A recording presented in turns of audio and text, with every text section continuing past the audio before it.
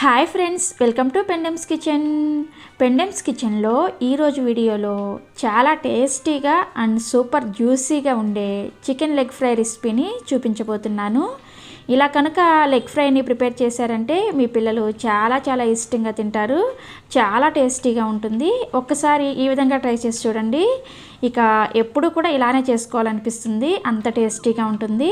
So ఇక ఈ juicy leg ఫ్రైని ఎలా ప్రిపేర్ చేసుకోవాలో ఆలస్యం చేయకుండా ఈ వీడియోలోకి వెళ్ళి చూసేయండి. ముందుగా ఈ చికెన్ లెగ్ ఫ్రైని ప్రిపేర్ చేసుకోవడానికి నేను ఇక్కడ 1/2 kg వరకు లెగ్ పీసెస్ని తీసుకున్నాను. నాకు ఇక్కడ ఈ సైజులో ఉన్న లెగ్ పీసులు ఒక 7 లెగ్ పీసులు వచ్చాయన్నమాట. ఇప్పుడు వీటిని ఫస్ట్ సాల్ట్ వాటర్లో వేసేసి శుభ్రంగా 3-4 సార్లు కడగండి. నేను ఇక్కడ ముందుగానే కడిగేసాను అనమాట. కడిగేసిన తర్వాత మీకు చూపిస్తున్నాను. సో ఇలా లెగ్ పీసులు అన్నిటిని కూడా శుభ్రం చేసుకున్న తర్వాత ఇప్పుడు ఈ లెగ్ పీసెస్కి ఈ వీడియోలో చూపించిన విధంగా ఒక్కొక్క లెగ్ పీసెస్కి కూడా 2 లేదా 3 వరకు ఘాట్లను పెట్టుకోండి. ఇలా ఘాట్లు పెట్టుకోవడం వలన మనం పెట్టుకునే మసాలా అనేది లెగ్ పీస్ లోపల వరకు కూడా వెళ్ళి టేస్ట్ చాలా బాగుంటుంది. సో ఇలా ఘాట్లు పెట్టుకున్న తర్వాత ఇప్పుడు ఈ గిన్నెను పక్కన పెట్టేసి మరొక గిన్నె తీసుకొని అందులోకి ఒక 5 టేబుల్ స్పూన్లంతా పెరుగుని తీసుకోండి. ఇక్కడ పెరుగు అనేది గడ్డలుగా లేకుండా ఒకసారి విస్కర్తో కానీ లేదంటే స్పూన్తో కానీ కలిపి తీసుకోండి. ఇలా గడ్డలుగా లేకుండా పెరుగుని ఈ విధంగా చేసుకోవడం వలన మనం వేసుకునే మసాలాలన్నీ కూడా చక్కగా కలుస్తాయి అన్నమాట. సో అందుకని ఈ విధంగా తయారు చేసుకోవాలి. సో పెరుగుని ఈ విధంగా వేసుకున్న తర్వాత ఇప్పుడు ఇందులోకి ఒక 1/2 టీ స్పూన్ వరకు పసుపును వేసుకోండి. తర్వాత ఇందులోకి 1 టీ స్పూన్ అంతా గరం మసాలాను కూడా వేసుకోండి. తర్వాత ఒక 1/2 టీ స్పూన్ అంతా మిరియాల పొడిని వేసుకోండి. తర్వాత 1 టీ స్పూన్ అంతా ధనియాల పొడిని వేసుకోండి. తర్వాత ఫ్రెష్గా దంచుకున్న అల్లం వెల్లుల్లి పేస్ట్ని ఒక 3 టీ స్పూన్ల వరకు వేసుకోండి. అల్లం వెల్లుల్లి పేస్ట్ అనేది ఇలా ఫ్రెష్గా దంచి వేసుకోవడం వలన టేస్ట్ చాలా బాగుంటుంది. ఒకవేళ మీ దగ్గర ఫ్రెష్గా దంచిన అల్లం వెల్లుల్లి పేస్ట్ లేకపోతే మామూలుదైనా సరే వేసుకోండి. సో ఇలా అల్లం వెల్లుల్లి పేస్ట్ వేసుకున్న తర్వాత ఇప్పుడు ఇందులోకి 2 టేబుల్ స్పూన్లంతా టమోటా కచప్ని వేసుకోండి. ఇలా టమోటా కచప్ వేసుకోవడం వలన ఈ లెగ్ పీస్కి మంచి ట్యాంగీ ఫ్లేవర్ వచ్చి చాలా రుచిగా ఉంటుంది. సో అస్సలు మిస్ చేయకండి. సో ఇలా టమోటా కచప్ని కూడా వేసుకున్న తర్వాత ఇప్పుడు ఇందులోకి ఒక 1/2 టీ స్పూన్ అంతా చాట్ మసాలా పౌడర్ని వేసుకోండి. తర్వాత 2 టీ స్పూన్లంతా కాశ్మీరీ రెడ్ చిల్లీ పౌడర్ని వేసుకోండి. ఇలా కాశ్మీరీ రెడ్ చిల్లీ పౌడర్ వేసుకోవడం వలన మనకి లెగ్ పీస్ అనేది మంచి కలర్ వస్తుందన్నమాట.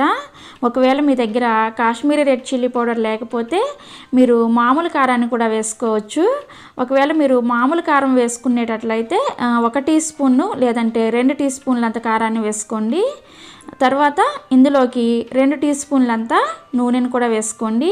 నూనె అనేది ఇక్కడ వేడి చేయాల్సిన అవసరం ఏమీ లేదు, మామూలుగానే వేసేసుకోండి. సో ఇలా నూనెను కూడా వేసుకున్న తర్వాత ఇప్పుడు ఇందులోకి సన్నగా తరిగిన పచ్చిమిర్చి 1 అండ్ సన్నగా తరిగిన కొద్దిగా కరివేపాకు, సన్నగా తరిగిన కొత్తిమీర కొద్దిగా వేసుకోండి. ఇప్పుడు ఇందులోకి మీ రుచికి తగినంత ఉప్పును కూడా వేసుకోండి. ఇక్కడ నేనైతే ఒక 3/4 టీ స్పూన్ అంత ఉప్పును వేసాను. సో ఇలా ఉప్పును కూడా వేసుకున్న తర్వాత ఇప్పుడు ఇందులోకి ఒక పెద్ద నిమ్మకాయ నుండి తీసిన నిమ్మకాయ రసాన్ని వేసుకోండి. అండ్ తర్వాత ఒక 1/2 టీ స్పూన్ అంతా బేకింగ్ సోడాని వేసుకోండి. దీన్నే వంట సోడా ఉప్పు అని కూడా అంటారు. సో ఇలా బేకింగ్ సోడాని వేసుకోవడం వలన చికెన్ అనేది చాలా జ్యూసీగా సాఫ్ట్గా వస్తుందన్నమాట. అస్సలు మిస్ చేయకండి. ఒకవేళ మీ దగ్గర ఈ బేకింగ్ సోడా కనుక లేకపోతే దీని ప్లేస్లో మీరు బేకింగ్ పౌడర్ని కూడా వేసుకోవచ్చు. బేకింగ్ పౌడర్ని వేసుకున్నా కూడా ఈ చికెన్ అనేది సాఫ్ట్గా అలాగే చాలా జ్యూసీగా వస్తుందన్నమాట. సో నేనైతే ఇక్కడ బేకింగ్ సోడానే వేసాను, బేకింగ్ పౌడర్ని వేయలేదు. సో ఇలా బేకింగ్ సోడాని కూడా వేసుకున్న తర్వాత మనం వేసుకున్న ఈ ఇంగ్రీడియంట్స్ అన్నీ కూడా చక్కగా కలిసేటట్లుగా కలుపుకోవాలి. ఇక్కడ నేను మీకు అంతా కూడా చక్కగా కలిపిన తర్వాత చూపిస్తున్నాను చూడండి. మనం ఇందులో బేకింగ్ సోడాని వేయడం వలన ఈ విధంగా కొద్దిగా బుడగలుగా వస్తుందన్నమాట. సో ఇలా వచ్చేంత వరకు కూడా చక్కగా కలుపుకోవాలి. మనం వేసిన మసాలా పౌడర్స్ అన్నీ కూడా చక్కగా ఈ పెరుగులో కలిసిపోవాలన్నమాట. అప్పుడే మనకి ఈ మసాలా టేస్ట్ అనేది బాగుంటుంది. సో ఇలా కలుపుకున్న తర్వాత ఇప్పుడు దీన్ని మనం ముందుగానే శుభ్రం చేసి ఘాట్లు పెట్టుకున్న లెగ్ పీసెస్లో వేసుకోండి. ఇలా వేసుకొని అంతా కూడా బాగా కలిసేటట్లు కలుపుకోండి. మీరు కలుపుకునేటప్పుడు ఈ మసాలాని ఈ చికెన్ లెగ్ పీస్కి లోపల కూడా పట్టేటట్లుగా బాగా కలుపుకోవాలి. అలా అయితేనే మనకి లెగ్ పీస్ లోపల వరకు కూడా మసాలా అనేది వెళ్ళి టేస్ట్ చాలా చాలా బాగుంటుంది. అందుకోసమే ఇలా ఘాట్లు పెట్టుకోవాలన్నమాట.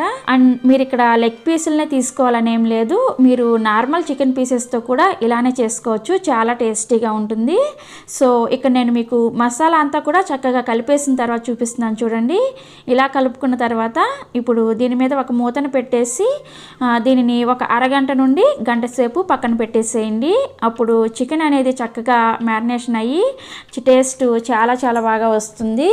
ఒకవేళ మీ దగ్గర అంత టైం లేకపోతే కనీసం ఒక అరగంట సేపు అయినా సరే పక్కన పెట్టుకోండి. లేదు మీకు ఎక్కువ టైం ఉందనిపిస్తే దీన్ని మీరు నైట్ ప్రిపేర్ చేసేసుకొని ఫ్రిడ్జ్లో పెట్టుకొని నెక్స్ట్ డే చేసుకున్నా సరే టేస్ట్ ఇంకా చాలా బాగుంటుంది. సో ఇక్కడ నేనైతే ఒక గంట సేపు పక్కన పెట్టేస్తున్నాను అనమాట. మీకు ఎలా వీలైతే అలా చేసేసుకోవచ్చు. ఒక గంట తర్వాత ఇప్పుడు వీటిని ఫ్రై చేసుకోవడానికి స్టవ్ మీద ఇలా ఒక వెడల్పాటి ప్యాన్ను పెట్టుకోండి.